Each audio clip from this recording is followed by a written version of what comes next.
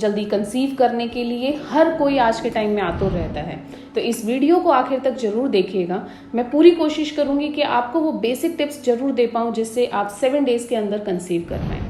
सबसे पहली बात, हम 7 डेज की बात क्यों कर रहे हैं? हमारी किसी भी फीमेल में एक फर्टाइल विंडो रहता है जो मैक्सिमम 7 डेज का रहता है। तो आइडियली अगर किसी की साइकिल 30 डेज की है तो 12th डे से लेके 18 डे के बीच का जो विंडो है वो ओव्यूलेशन पीरियड फर्टाइल विंडो कहलाता है। तो आप कैसे जज करेंगे कि आपकी जो विंडो है वो फर्टाइल विंडो है?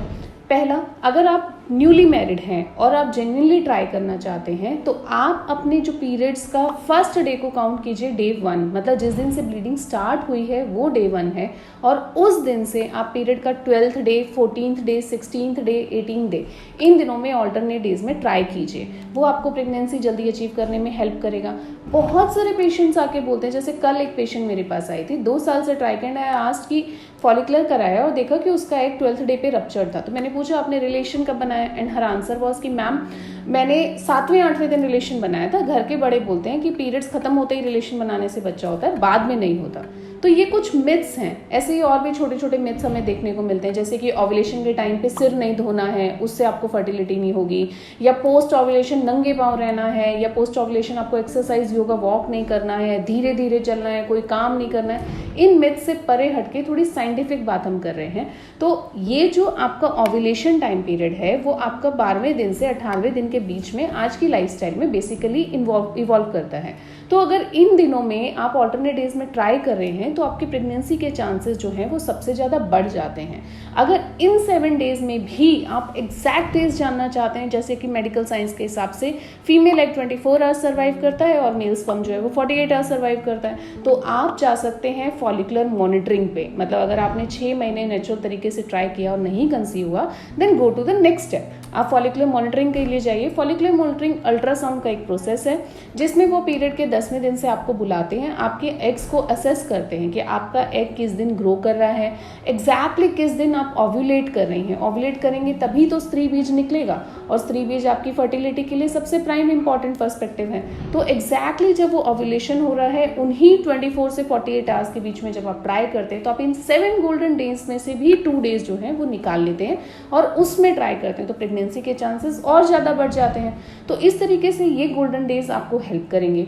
अदर देन डैट आपको मिथ्स में नहीं जाना है, आपको रिलैक्स्ड रहना है। जितना स्ट्रेस फ्री रहेंगे उतने जो नेक्स्ट 7 डेज हैं वो भी गोल्डन डेज बन जाएंगे। जैसे कि ओव्यूलेशन हो गया, आपने ट्राई कर लिया, अब उसके बाद ओवर कॉन्शियस ना होइए कि मैं अब एक्सरसाइज नहीं करूंगी, अब मैं योगा नहीं करूंगी, मैं वॉक नहीं। जब आप योगा करते हैं, अनुलोम विलोम कीजिए, प्राणायाम कीजिए, डीप ब्रीदिंग एक्सरसाइज कीजिए, भस्त्रिका कीजिए, कुंभक क्रिया कीजिए। जब आप ये सब करते हैं तो आपकी बॉडी के हर एक ऑर्गन को डीप ऑक्सीजन मिलता है। जितना ऑक्सीजनेट आपके बॉडी सेल्स होंगे, आपकी बॉडी में जो अगर एक नई जान आने वाली है तो उसको भी अच्छा ऑक्सीजन मिलेगा। हमारा आयुर्वेद बोलता है कि ऋतु, क्षेत्र, बीज, अंबु बहुत अच्छा होना चाहिए। तो अगर क्षेत्र अच्छा करना है, अगर वहां पर अच्छा एनवायरनमेंट देना है, एक नई जिंदगी आपके शरीर में प्राण लेने वाली है, तो अगर वो अच्छा देना है तो आपको अच्छा एनवायरनमेंट देना पड़ेगा। वॉक करने से ब्लड सर्कुलेशन बहुत अच्छे से एनहेंस होता है। तो रेगुलर बेस पे अगर आप वॉक कर रहे हैं, सपोज आपका एग जो है वो लेट ओव्यूलेट होता है, तो जब आप रेगुलरली वॉक करेंगे मेटाबॉलिज्म अच्छा होगा, आपकी साइकिल्स थोड़ी नॉर्मलाइज होने लगेंगी, और जो फॉलिकल 18वें 20वें दिन रप्चर कर रहा है वो 15वें 16वें दिन पे ऑटोमेटिकली आ जाएगा। तो इस तरीके से मेटाबॉलिज्म एनहेंस करना इज ऑल्सो प्राइम इंपॉर्टेंट। तो आप वॉक को अपनी बॉडी में इनकलकेट कीजिए। बाद में भी वो आपकी जो ऑर्गेनोजेनेसिस प्रोसेस है, यानी कि आपके हस्बैंड का स्पर्म से आपका एग मिलना, फर्टिलाइज होना, फिर वो मल्टीप्लाई होना, ये ऑर्गेनोजेनेसिस की प्रक्रिया को भी मदद करता है। बहुत सिडेंट्री लाइफस्टाइल में रहेंगे तो बॉडी लिथार्जी हो जाएगी and you are not going to get anything. तो आपको इस तरीके से अपने आप को इन सब एक्टिविटीज में इंडल्ज करना है। आप सोचो नंगे पांव रहने से कैसे आपको फर्टिलिटी इंप्रूव हो सकती है। तो अपना हाइजीन मेंटेन करना, अपने आप को रिलैक्स रखना, ये ज़्यादा इंपॉर्टेंट है।